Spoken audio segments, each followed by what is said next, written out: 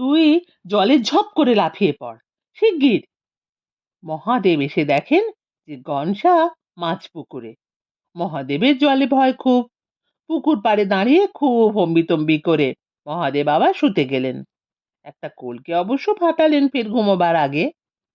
বাবা ঘুমোলে গণেশ জল থেকে উঠে বললেন, মা, আজকে না হয় বাঁচলুম, কিন্তু আমার গান, গলা সাধাও হবে না, শেখাও হবে না, বলে ছোট ছোট কুতকুতে চোখ দুটো দিয়ে বর্ষা নামিয়ে দিলেন। মা দুর্গা ছেলের কান্না দেখে সান্ত্বনা দিয়ে বললেন, কেন হবে না বাপ, তুই কাল থেকে ওই পুকুরে এক গলা জলে দাঁড়িয়ে গলা সাধিস, তোর বাপের সাধ্যে নেই তোকে ঠেকায়। গণেশ তাই রোজ পুকুরে নেমে এক গলা জলে দাঁড়িয়ে রেওয়াজ করতে লাগলেন।